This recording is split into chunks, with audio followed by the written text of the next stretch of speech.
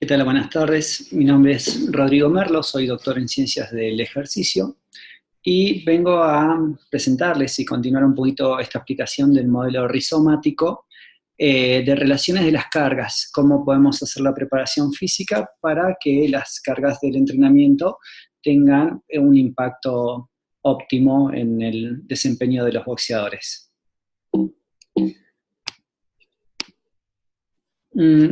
Recordemos que estamos pensando cómo queremos competir, de qué manera quiero enfrentarme a mi oponente. En el caso en particular vamos a hablar del boxeo. Y la idea es tener bien en claro cuál cree el técnico o mismo el deportista que sería la forma más adecuada de competir, de enfrentar al oponente para poder descifrarlo y poder realmente sacar la victoria. Obviamente, nosotros que nos dedicamos a los deportes de combate, y creo que la mayoría de los entrenadores de deportes de oposición, creemos que tenemos que acoplar nuestros estilos para aprovechar nuestras fortalezas y aprovecharnos justamente de las debilidades del otro, que este otro no se pueda aprovechar de nuestras debilidades y cuidarnos de sus fortalezas. De esta manera, esta concepción de hacer un plan técnico-táctico estratégico en función de un FODA nos va a permitir, nos va a dar más chances de poder salir victoriosos del encuentro. Entonces, evidentemente, inicialmente hay que hacer un FODA. Lo que propongo y lo que hacemos actualmente es observar los videos de las últimas 3 combates o 3 competencias, si fuese otro deporte, para poder saber cómo se desempeña el otro, cómo compite el otro y en lo posible ante un rival parecido a nosotros, ¿sí? En lo posible ante un rival que tenga un estilo competitivo como el nuestro, ¿sí? Entonces hay que buscar videos con ese matiz. De esta manera vamos a poder generar un acoplamiento de estilos que nos convenga. Entonces, pensemos a nivel estratégico con qué contamos, qué es lo que tenemos. Y eso sería nuestra fortaleza. En cambio, la amenaza sería a qué nos enfrentamos. Y las oportunidades o debilidades del área estratégica es en qué condiciones externas nos vamos a enfrentar a ello y cómo podemos aprovechar y qué nos va a perjudicar de estas condiciones. En cuanto a la técnica, deberíamos pensar cuáles son las técnicas, las potencialidades técnicas que tenemos, esas serían nuestras fortalezas, y cuáles son las potencialidades técnicas del otro, que serían justamente las amenazas. Pensemos, no sé, Floyd Mayweather, ¿cuál es su potencialidad técnica? Evidentemente la defensa y el contragolpe. Cubrirse con el hombro, meter un counter, y esos aspectos técnicos son sus fortalezas, que vendrían a ser entonces nuestras amenazas. Y también habría que ver cuáles son los errores del adversario, dónde se equivoca el adversario, y en ese caso serían nuestras oportunidades, y dónde nos equivocamos nosotros, que obviamente esas son nuestras debilidades. De esta manera podemos entonces desarrollar la parte táctica. La parte táctica es el acoplamiento de nuestras potencialidades técnicas con los errores del adversario. ¿Qué técnica hago bien? ¿Qué es lo que me sale bien? Que además se acopla a lo que él hace mal. Y viceversa. ¿Qué técnica yo hago mal? Que se acopla con lo que a él le sale bien. Y de esta manera vamos a saber qué aprovechar, cómo generar un escenario para poder aprovechar sus errores técnicos y qué tenemos que corregir para no ser afectados por nuestros errores y nuestros vicios, ¿sí? Y sus mayores fortalezas. Muy bien. Entonces, el modelo de planificación que estamos proponiendo aquí es un modelo basado en acciones competitivas. Lo que nosotros estamos pensando exactamente es cómo queremos pelear. No partimos de la teoría y lo llevamos a una práctica competitiva, sino que partimos de una idea de práctica para desarrollar nuestro modelo de entrenamiento. Es así que vamos a pensar cuáles son nuestros planes estratégicos, técnicos y tácticos. Evidentemente no podemos tener uno, vamos a tener varios. Aquí solamente vamos a mostrar una idea.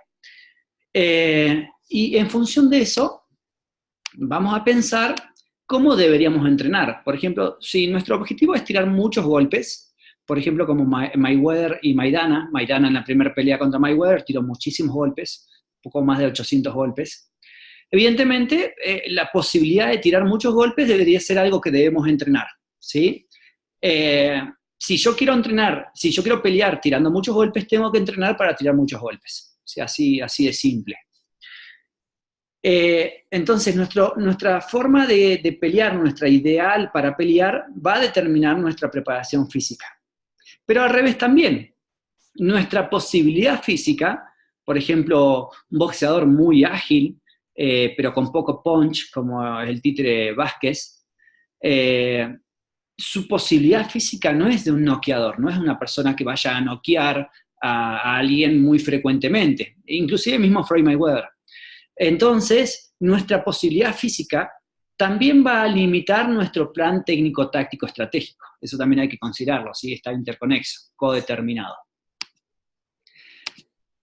Luego, para pelear de una manera y entrenar en consecuencia de una manera, con nuestras posibilidades, deberíamos comer de cierta forma para poder soportar esa carga de entrenamiento y poder generar las adaptaciones necesarias que rindan fruto a nuestro esfuerzo, ¿sí?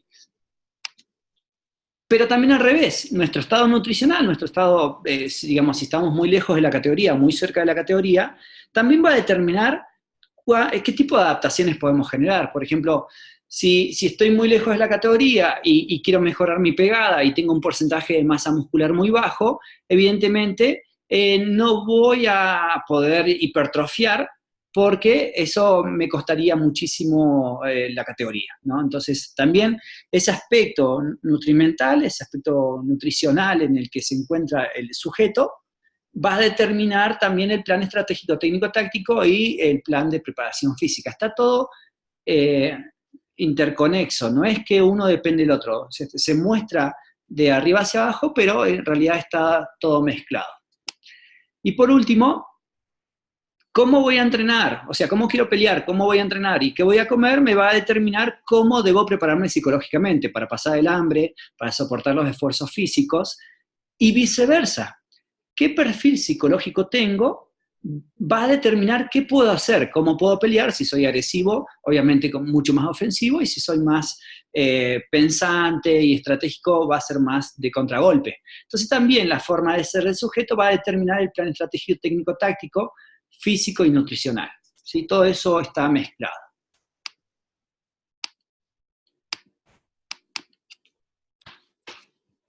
Bueno, un segundito que esto como que no quiere pasar. Ahí está.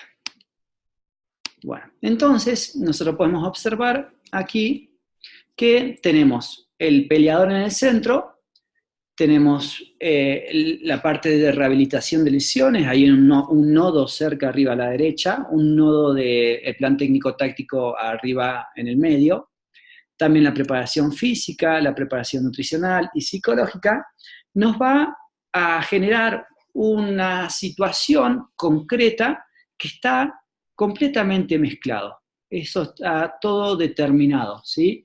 No hay un área más importante que otra. Todo hace a una sola cosa, que sería el rendimiento y el desempeño el día del combate. ¿Sí? Muy bien. Entonces, pensemos, y vamos a pensar solamente en 5 áreas, en realidad son infinitas, algunas pueden ser menos y otras pueden ser más, inclusive no necesariamente son estas 5 que planteamos.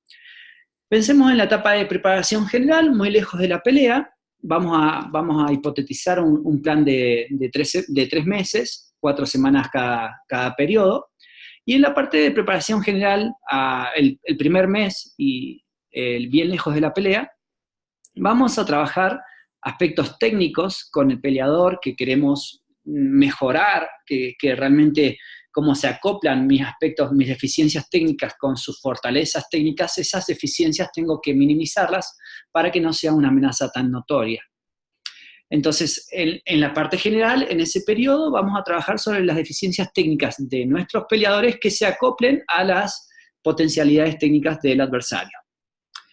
En la parte física, vamos a pensar que en general los peleadores no vienen en categoría, no entrenan en categoría, siempre están un poquito más arriba del peso.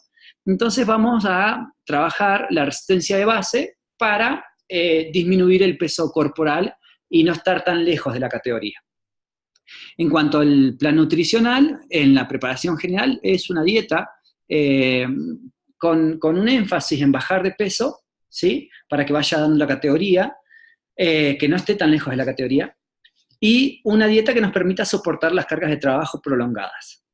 Después, en los aspectos psicológicos, vamos a plantear cuáles son nuestras metas y nuestros objetivos para esta preparación y generar en el peleador adherencia para que no deje de ir, aunque en estas fechas generalmente uno no tiene fecha de combate en estos momentos, pero no puede dejar de ir porque debemos estar medianamente listos cuando tengamos la fecha. Y la capacidad volitiva, esa capacidad de desarrollar voluntad, de enfrentarse a esfuerzos físicos y psicológicos, inclusive nutricionales, aunque uno no tenga fecha de combate, y cuando uno en peor estado físico está, es cuando más necesita realmente tener esa capacidad de voluntad, capacidad volitiva.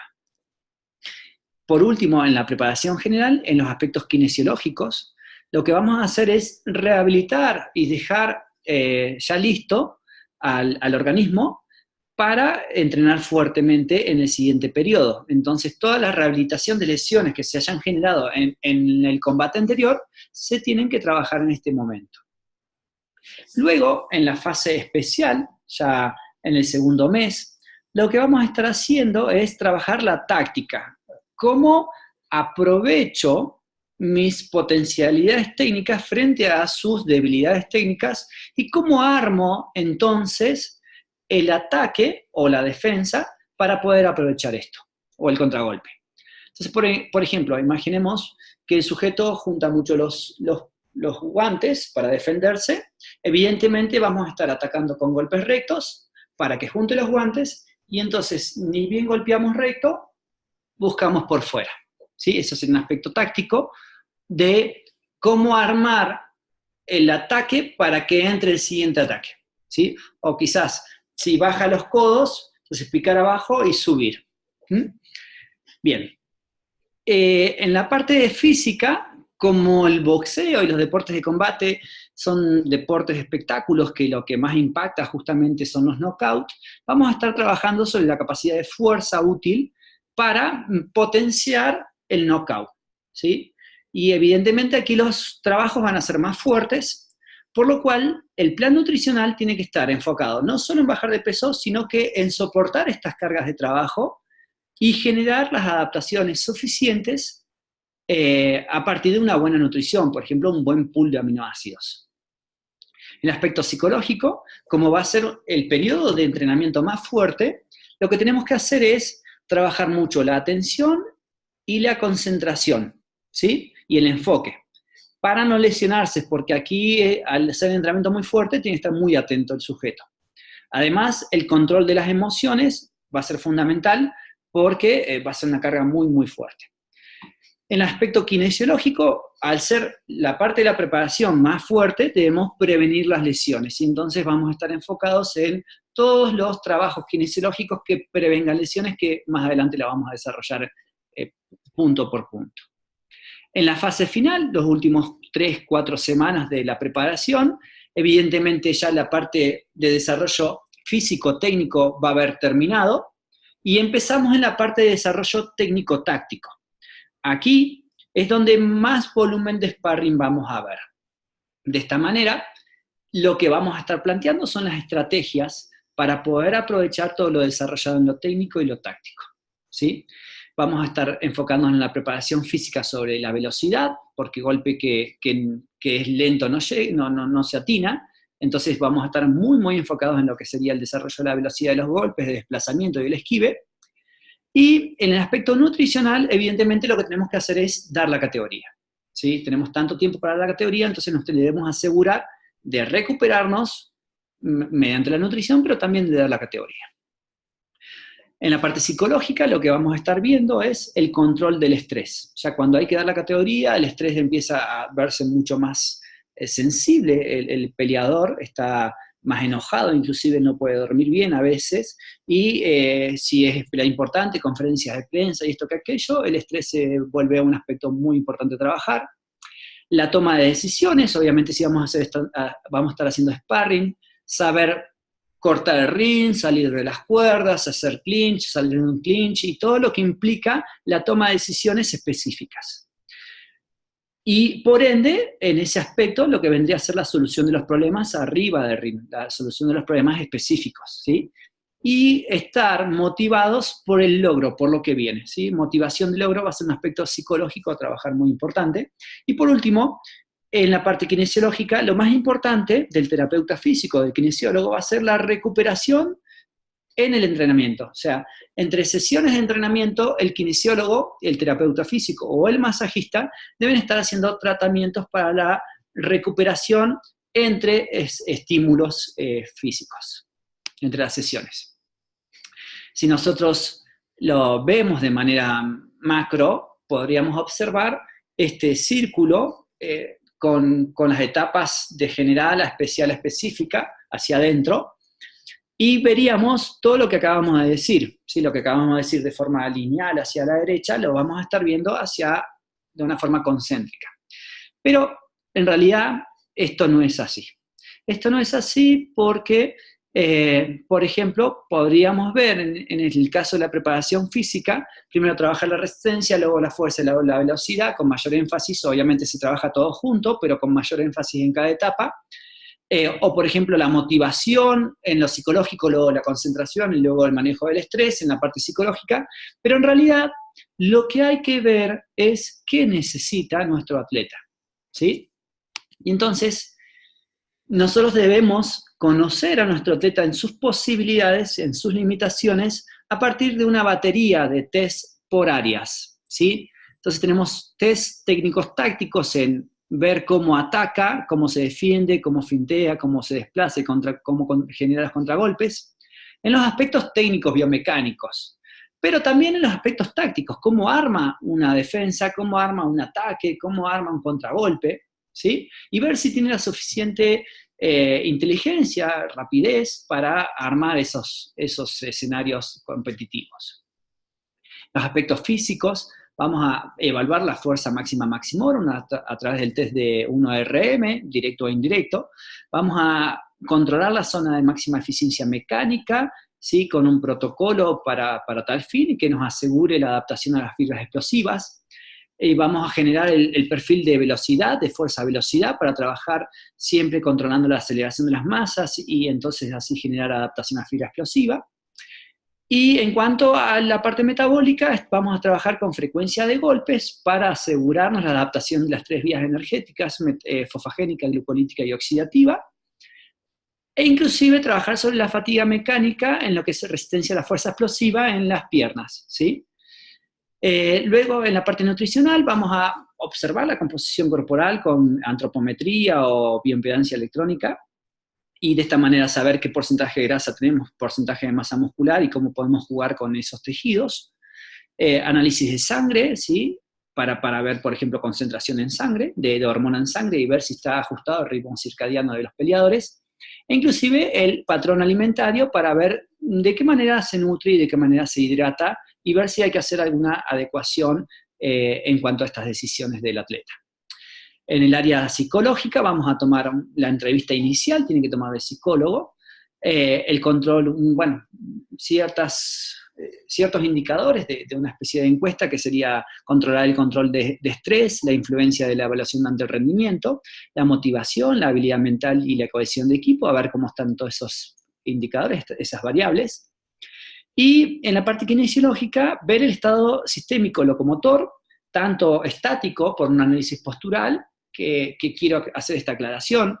Por ejemplo, los boxeadores tenemos una jeva de boxeador, una rectificación cervical que hace que el boxeador se tire hacia adelante, pero aunque en el análisis postural salga eso, no necesariamente se tiene que corregir, puesto que tener los hombros más hacia adelante nos ayuda a tener el hombro protegiendo el mentón, e inclusive a que llegue más rápido y más hacia adelante el brazo para el golpeo. Entonces, no necesariamente hay que generar las adecuaciones posturales estándar en deportistas que no son estándar, que tienen sus particularidades específicas funcionales. Y también en cuanto al test manual muscular, tiene que hacer su análisis ahí el terapeuta, el kinesiólogo. Y en cuanto a lo dinámico, al sistema dinámico, ver la marcha, la pisada, ver si tiene pie plano, pie cabo, o lo que fuere, genus vago, genus valgo, análisis biomecánico del gesto específico en cuanto a los golpes, las cinturas y demás, y ver en qué se puede ayudar al deportista en la parte kinesiológica. Bien, ahora sí llegamos al modelo rizomático, es bajo la teoría de la complejidad. La idea es saber que no hay algo más importante que otras cosas, sino que está todo codeterminado, interconexo, y se podría pensar como este aspecto tridimensional de una especie de raíz de un árbol que está todo determinando al árbol. El árbol vendría a ser el rendimiento, ¿no? Lo que se ve está soportado por lo que no se ve. Y en este caso son todas las variables que hacen al rendimiento. Entonces podemos pensar, un segundo, me está fallando esto. Ok.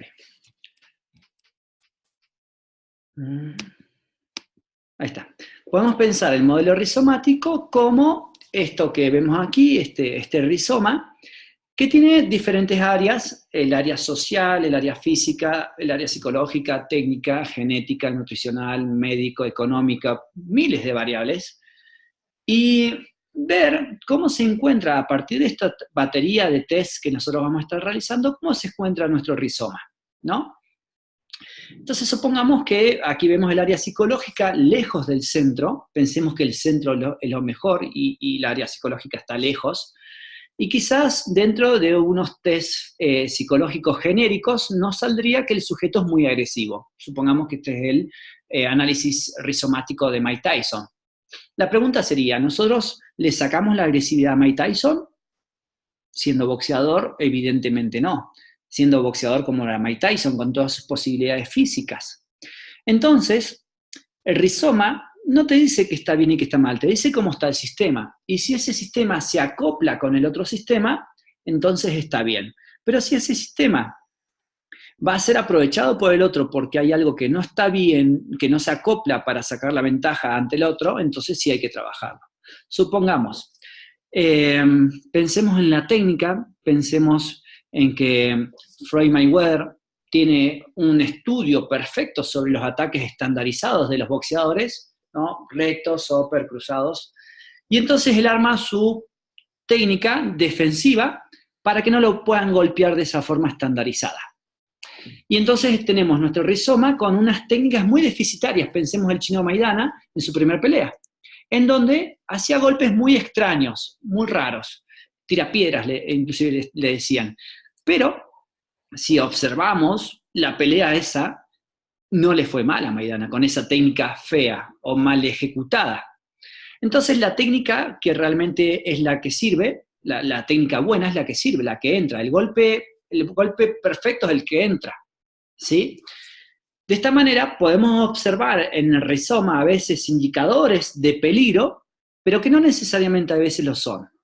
E inclusive al revés, indicadores que están en óptimo desarrollo como una técnica muy pulcra, pero que de repente, ante un peleador como Mayweather, esa técnica no sirve. Y entonces, aunque parezca que está bien, hay que cambiarla. De esta manera, no hay verdades absolutas. De esta manera, lo importante es acoplar mi estilo al del oponente para ganar. Entonces, nosotros lo que vamos a hacer es acoplar estilos y vamos a tratar de construir la llave exacta. Piense que cada lomo y cada valle vendría siendo un área.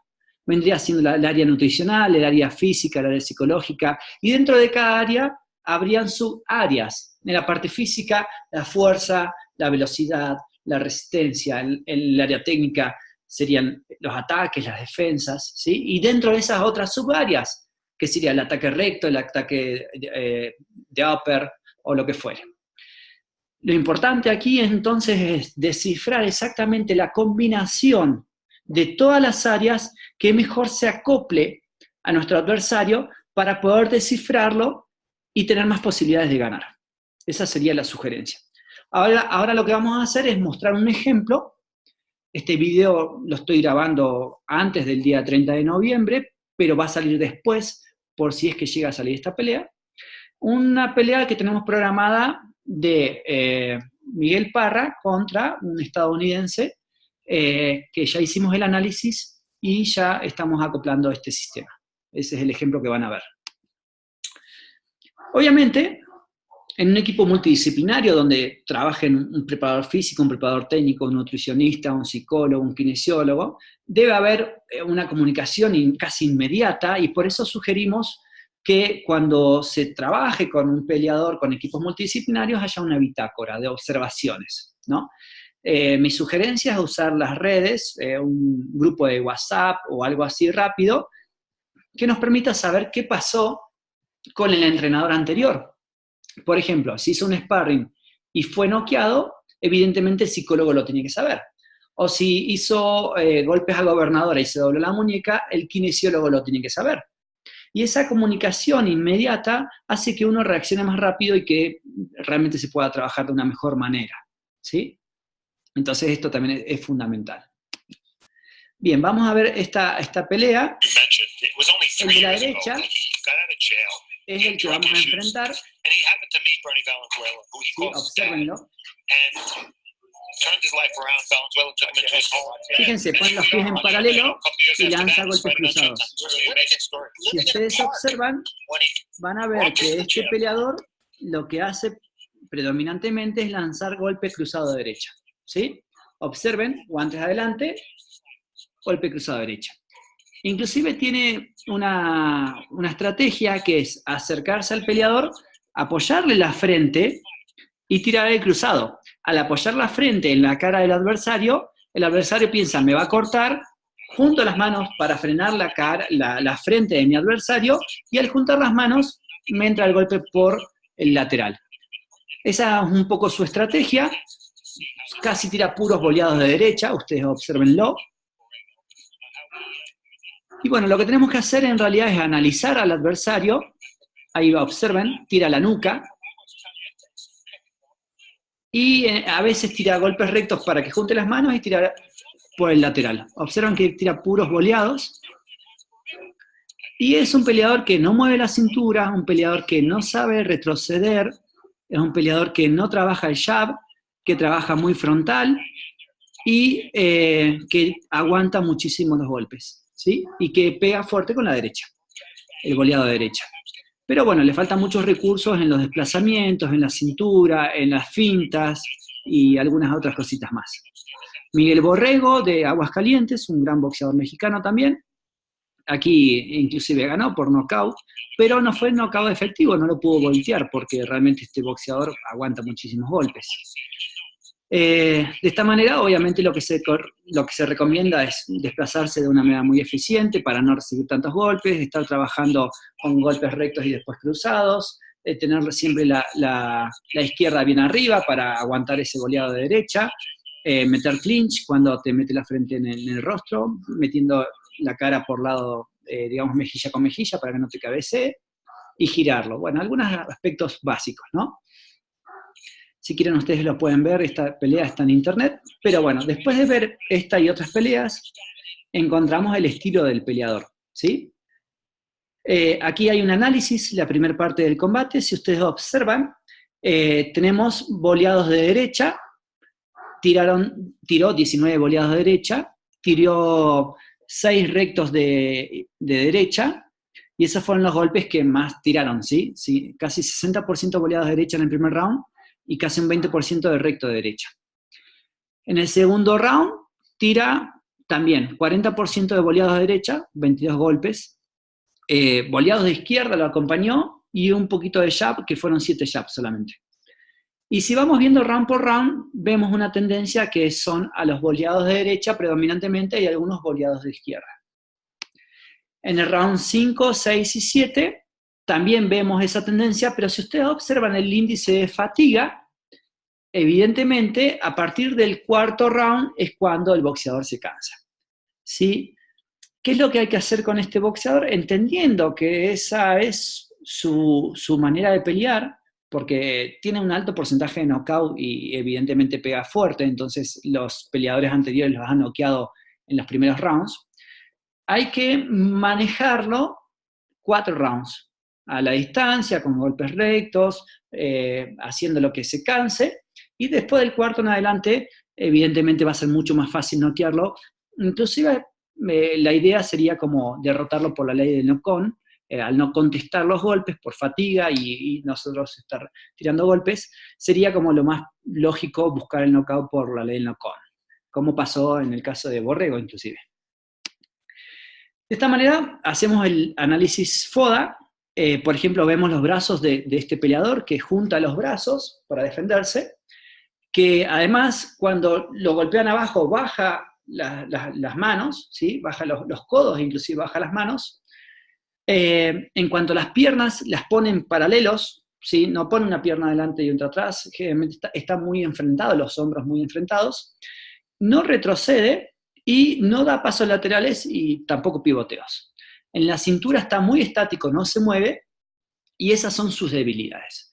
Las oportunidades frente a eso, ¿cuál sería? Cuando tienen los brazos juntos, ¿sí? Tirar golpes rectos para que los juntes y después boleada. Cuando baja las manos, decir, bueno, déjalas ahí abajo, golpear abajo para asegurarnos que estén ahí las manos y después subir inmediatamente, quizás recto y recto. En cuanto a que baja los codos para cubrirse los golpes abajo, entonces tirar al plexo solar para que junte los codos y luego gancho al hígado. Esas serían como las estrategias, la parte táctica de cómo generar su defensa para que entre nuestro siguiente ataque. En cuanto a las piernas, si las ponen en paralelo, justamente para apoyar la frente sobre nuestro rostro, lo que hay que hacer es frenar la frente del adversario con nuestra mano, dar medio paso atrás con la derecha y levantarlo con upper. En cuanto al hecho de que no retrocede, lo que hay que hacer es tirar rectos, estar retrocediendo y volviendo con counter, porque él va a estar pensando que estamos retrocediendo. En ese momento va a bajar las manos para avanzar o atacar, y cuando baje las manos volver con counter de derecha, por ejemplo. Y en cuanto a que no hace pasos laterales, evidentemente nosotros debemos aprovechar eso y cambiar los francos de combate, ¿sí? En cuanto a la cintura, que es muy estático, la idea sería tirar boleados, ¿sí? E inclusive golpes abajo y subir, porque si no mueve la cabeza, no mueve la cintura, la cara siempre está en el mismo lugar, por eso también recibe muchos golpes. Las fortalezas del muchacho es que tira el golpe cruzado de derecha muy fuerte, el cruzado de izquierdo también lo tira bastante, y que absorbe muchos golpes, es muy bueno aguantando. Entonces, ¿cuáles son las amenazas ante esas fortalezas? Ante los cruzados de derecha es importante no bajar a la izquierda, tener la cinta de arriba para que poder bloquearla, ¿sí? Ante los golpes cortos, no pelear en corta distancia, estar trabajando hacia atrás, hacia los laterales y trabajar en mediana y larga distancia. Ante su avance, no quedarse estático con las piernas, o sea, estar moviéndolo, estar sueltito de piernas. Y ante los golpes cruzados de derecha, inclinar el tronco siempre cuando tires el jab. Tiras el jab, inclinas el tronco y si viene el boleado de derecha, pasa por arriba, ¿sí? Entonces, al tirar el jab, inclinar el tronco. Muy bien. Eso a grandes rasgos, algunas cosas que se pueden decir. Hay más cosas, ¿sí? Se va trabajando por sesiones. Primero trabajas una sesión, por ejemplo, el hecho de golpear recto para que junte los brazos y boleados. Entonces estás trabajando una sesión rectos, boleados, recto, boleado. Una serie de combinaciones de diferentes tipos de rectos con diferentes boleados. En el lugar, avanzando, retrocediendo y diferentes tipos de técnicas.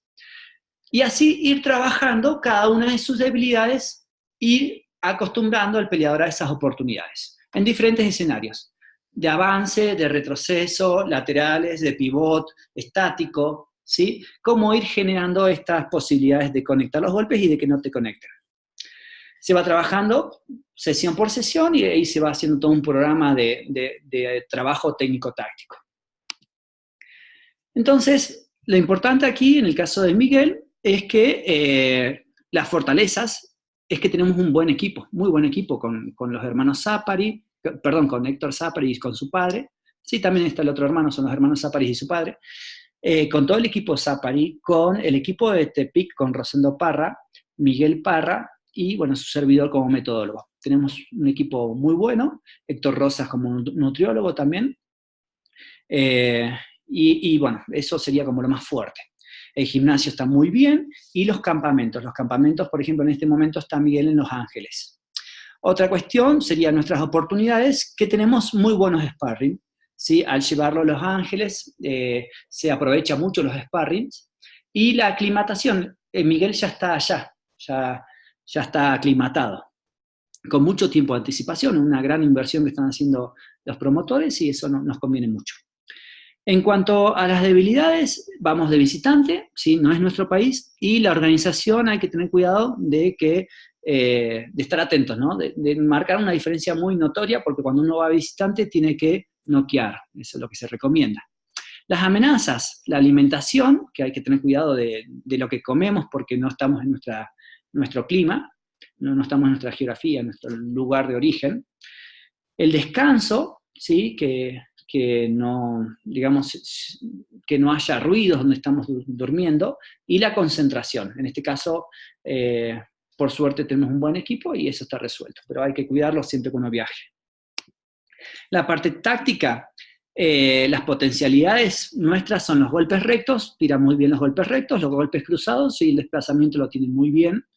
Las oportunidades, el adversario no tira golpes rectos, entonces, realmente, perdón, como regresa muy lento los golpes, aquí lo que tendría que hacer Miguel es tirar golpes rectos y cruzados, esas son nuestras oportunidades, y golpear al plexo y buscar el hígado, ¿sí? Golpear al plexo y buscar el hígado con la izquierda. De esta manera, esas son nuestras oportunidades, a grandes rasgos, hay muchas más. Nuestras debilidades es evitar bajar perdón, aquí debería decir izquierda, evitar bajar la mano izquierda por la derecha cruzada del adversario, y las amenazas es que mete la frente y nos puede cortar, y que tira hacia la nuca, ¿sí? Entonces hay que buscar que no meta la cabeza en nuestro rostro para que no nos corte, y estar siempre manejando la distancia para que no nos golpee en la nuca.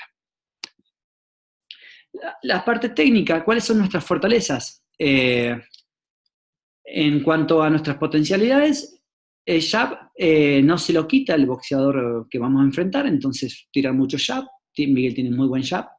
Los cruzados le entran después de los golpes rectos, entonces hay que trabajar eso, golpes rectos y cruzados. Las oportunidades son que como junta los guantes y no se desplaza lateralmente, eso hay que aprovecharlo. ¿Qué es lo que deberíamos trabajar más, a mi entender? Serían los upper, los golpes upper en diferentes posiciones y en diferentes escenarios, avanzando, retrocediendo, de forma estática, girando, con pasos laterales, corto, mediano y largo. Toda esa variedad de uppers, ¿sí? Upper inclusive de potencia, upper más para tocar y tantear, diferentes tipos de golpes. Los counter, los diferentes tipos de counter de derecha en recto, counter de derecha en upper, counter de derecha en cross con inclinación, todas las variables de tipos de counters, e inclusive las ripostas, ¿sí? Esas son la parte fina por ahí que hay que desarrollar más, por la gran cantidad de variables que hay en estos tipos de técnicas que pueden explotarse de una manera muy eficiente. No es que no lo haga, pero existe tanta variabilidad que podemos explotar mucho ese área. Y por otro lado, las amenazas serían el golpe cruzado de derecha del boxeador, por lo cual hay que tener la izquierda arriba, y no dejarlo entrar por peligro a los cortes. Esas son las amenazas, a grandes rasgos. De esta manera, bueno, volvemos a insistir sobre el área física, trabajamos la resistencia de base al principio, la fuerza específica y la velocidad al final, trabajamos entonces, desarrollamos en la parte general la resistencia a tirar golpes, ¿sí? Que sería vía metabolismo oxidativo y glucolítico, con frecuencias de golpes. Luego en la parte especial trabajamos la fuerza en los gestos especiales y generales, para que tenga buen punch, y por último, trabajamos la velocidad, tanto de los golpes como los desplazamientos, y me faltó aquí poner la precisión, ¿sí? En la parte general vamos a desarrollar, como ya se dijo, la frecuencia de los golpes, pero vamos a darle mantenimiento a la musculatura del cuello, de los prensores, del macetero y de los hombros, ¿sí? Porque vamos a estar tratando de conectar golpes cruzados y trabajar un poquito sobre los hombros. Entonces el manguito rotador tiene que estar bien cuidado trabajando los hombros, la musculatura del hombro. Trapecios y romboides. También en la parte especial vamos a darle mantenimiento a lo que desarrollamos antes. Si desarrollamos la frecuencia de golpes en la parte general, le damos mantenimiento en la parte especial y desarrollamos la fuerza. Y al final de la preparación, desarrollamos la velocidad de desplazamiento de golpes y le damos mantenimiento a lo anterior, que es resistencia y fuerza, ¿sí? De esa manera no se pierde. Veamos un poquito más en detalle esto. Por ejemplo, aquí tenemos el caso, bueno, aquí está Omar Narváez trabajando por frecuencia de golpes, ex campeón del mundo, y trabajamos con la metodología propuesta por aquí, por su servidor, en cuanto a cómo desarrollar las vías energéticas con frecuencias de golpes, ¿sí? Eso lo vamos a estar haciendo diario y vamos a estar trabajando para que puedan tirar más golpes por unidad de tiempo. Luego, trabajamos en ese mismo periodo, en el periodo general, la fuerza del manguito rotador, ¿sí? Que pueden observar aquí este tipo de ejercicios, que trabaja todo el manguito rotador. También trabajaríamos macetero y cuello, como pueden observar aquí, ¿sí? Macetero y cuello. Y la fuerza de los prensores con fuerza excéntrica vibratoria, ¿sí? Golpeando con un marro, a un yunque, o por ejemplo tipo trabajo picapedrero, que eso le da mucha rigidez al antebrazo y por ende al puño. Eso es lo que mantenemos en la parte general. Luego, en el periodo especial, ya 4 semanas después, trabajamos las fuerzas específicas y generales. Por ejemplo, podemos trabajar el empuje de cadera con el trabajo del hip thrust. Podemos trabajar de manera unipodal la flexo-extensión de pierna, controlando la potencia de extensión, ¿sí? Entonces debemos trabajar como el empuje, en realidad de cadera es unipodal, debemos trabajar ese empuje con las piernas, trabajando con la pierna, más que nada la pierna de atrás. La vamos a hacer primero en simultáneo y luego con una sola pierna. También el tipo de movimientos que se van a utilizar, que son los golpes rectos y los golpes curvos, ¿sí? Entonces aquí tenemos, por ejemplo, trabajo de golpes curvos, ¿sí? Y trabajo de golpes rectos en cadena muscular. Obviamente, estos son ejemplos. A la derecha van a ver el movimiento un poco lento, pero era solamente porque es ejemplo, pero realmente hay que hacerlo de manera más explosiva, ¿sí? Hay una variabilidad de cosas que se pueden usar, ¿sí? Como bandas, como poleas, como mancuernas, lanzamiento de balones medicinales, y demás elementos que nos va a permitir aplicar fuerzas bajo las lógicas biomecánicas generales y específicas de los golpes. Y le damos mantenimiento en la fase especial, desarrollamos la fuerza, pero le damos mantenimiento a la frecuencia de golpes, ¿sí? Seguimos trabajando con la metodología de frecuencia de golpes. En este caso lo ven a Omar Narváez tirando 8 golpes por segundo. Si ven atrás el video no está acelerado, ¿sí? Y bueno, es una metodología que nosotros teníamos para desarrollar la velocidad y la frecuencia de los golpes, sin que esté fatigado el sujeto. Y al final, en las últimas semanas, aparte de hacer sparring, lo que vamos a estar trabajando el desarrollo de las velocidades específicas, tanto de piernas como de brazos. Esto sería un trabajo de soltura. En este caso, no específicamente así como se ve, porque realmente habría que trabajar en un peleador solo y con un manopero. Pero bueno, me faltó poner ese video. Manopeo tiene que estar trabajando la técnica específica que trabajamos para esa pelea. Y ustedes observen aquí que Tyson, al final de su preparación, trabajaba siempre las combinaciones específicas que iba a usar, con 3 o 4 golpes, más no. El manopleo final lo hacía con 3 o 4 golpes con la técnica específica que iba a usar, ¿sí? Y es lo que debemos hacer. Y también trabajar un poquito sobre lo que vendría a ser la resistencia a la fatiga mecánica de piernas, ¿sí? Vamos a trabajar eso. Muy bien. ¿Sí? Si ustedes pueden observar aquí, está Robinson Castellano en la preparación que hicimos para enfrentar a Jorge Gamboa. Y en este caso, trabajamos mucho la frecuencia, la capacidad de resistir el desplazamiento.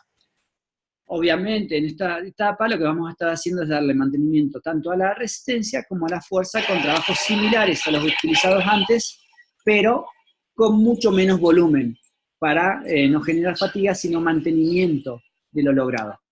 ¿Sí? Bien, y trabajamos también con las mismas lógicas de fuerzas aplicadas. ¿Sí? Bien.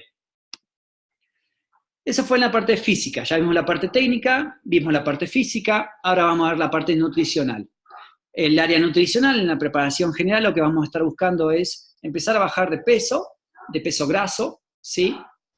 Y vamos a estar buscando eso con la mejora de los hábitos dietéticos nutricionales, ¿sí? Que coma mejor, y con una orientación y educación nutricional, que sepa cuándo comer, qué tipo de comida, cómo hidratarse, y todos unos aspectos sistémicos para que el peleador se nutra de manera adecuada, se hidrate de manera adecuada.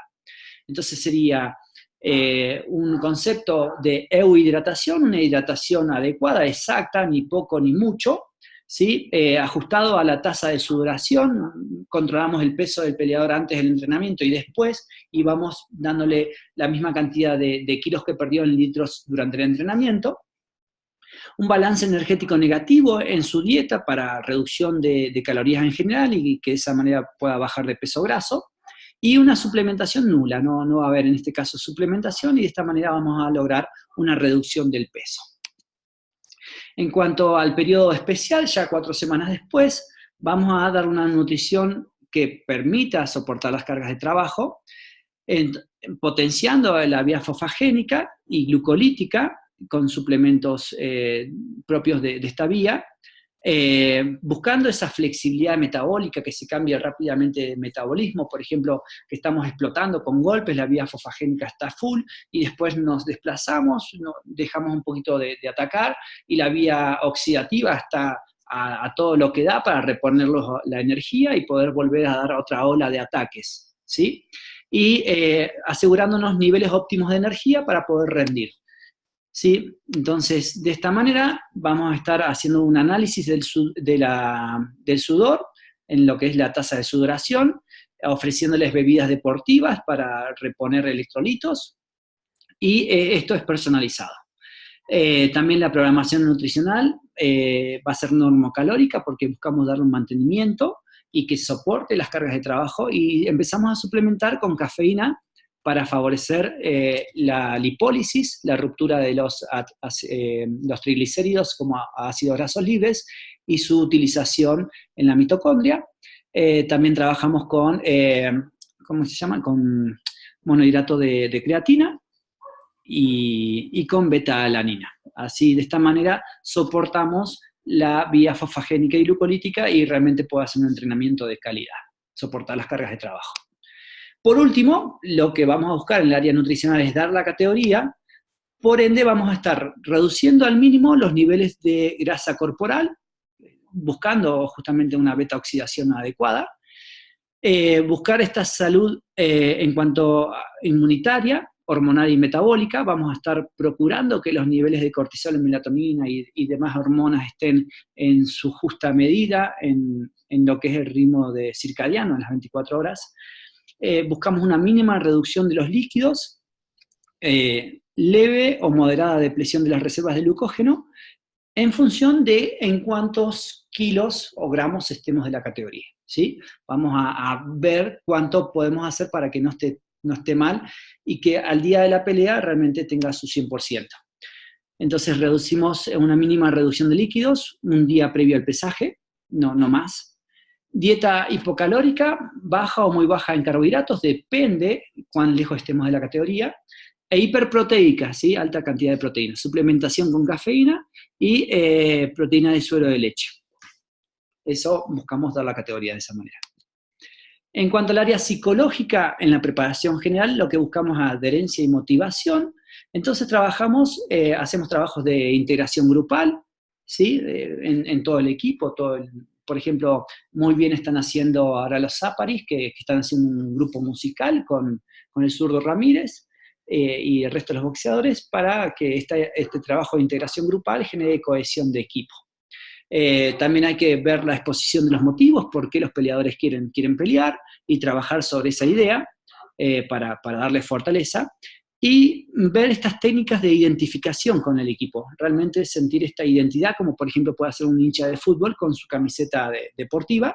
En este caso, los boxeadores tienen que tener esta identificación con el equipo. En la fase especial lo que vamos a estar buscando es la atención, concentración y enfoque, todo esto siempre con el aspecto nutricional con nutricionista, el aspecto psicológico con psicólogo del deporte y así, ¿no? No hay que meterse en otras áreas, pero hay que trabajar vinculados. Bueno, en la parte psicológica, trabajar la atención, la concentración y el enfoque con técnicas de visualización, técnicas de respiración e independencia, y esto es muy importante porque el peleador, al fin y al cabo, arriba del ring va a estar solo. Por lo cual no puede ser muy dependiente del equipo. Tiene que ser una persona que si tiene que ir y pelear solo y darse agua solo, lo pueda hacer. Esto le va a dar una fortaleza, una seguridad muy alta al peleador, que al tener a su equipo atrás, se va a potenciar. Y por último, en la fase específica, ¿sí? Ya en las partes de sparring, lo que vamos a estar trabajando es el manejo del estrés, la toma de decisiones y la solución de problemas, con técnicas de solución de problemas. Bien, tenés este problema, ¿cómo lo resolvés? ¿Cómo lo harías? A ver, probalo. Y entonces empezamos a hacer sparrings de enseñanza, sparring en donde vamos a estar resolviendo problemas que no son necesariamente sparring de fogueo, ¿no? Todos los días hay que hacer sparring, obviamente no y menos de fogueo, ¿sí? Son momentos en donde uno resuelve problemas de una manera pensante y cuando se enfrenta a esa situación ya sabe cómo hacerlo.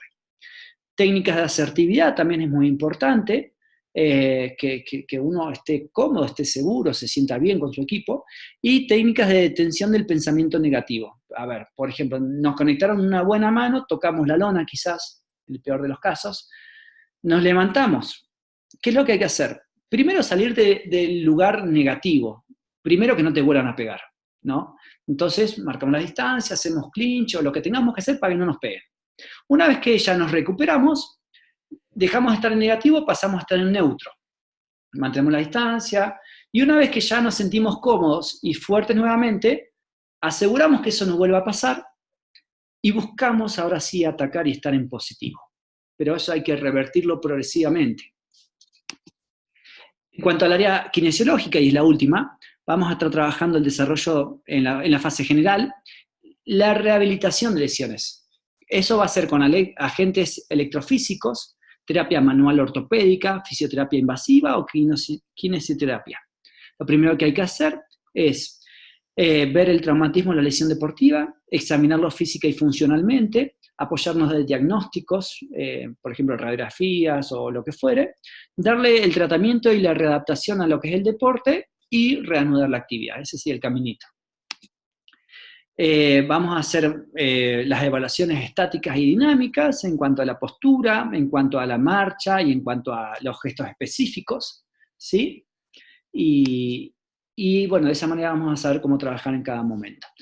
Además, lo que debemos hacer es trabajar un poquito, bueno, en la fase especial, la prevención de las lesiones, ¿sí?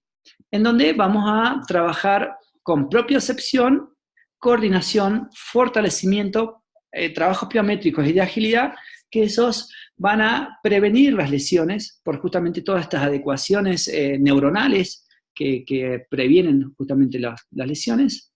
Y vamos a ver los factores de riesgo o agravantes, tanto intrínsecos como extrínsecos. Los intrínsecos son la calidad del movimiento, si la técnica la tiene de manera adecuada, supongamos si los boleados los tira demasiado abierto y sufre demasiado el manguito rotador, quizás meterlo un poquito más cerrados, todo lo que sería el movimiento propiamente dicho, o si dobla la muñeca al golpear. Y los extrínsecos serían el medio ambiente, la humedad, el calor, lo que fuere, y los aditamientos y materiales deportivos. Si la lona está derecha, si está hundida, si me puedo doblar el tobillo, si mis guantes son nuevos, si tienen acolchado, si no tienen acolchado, si me encinto las manos o no me las encinto, y así.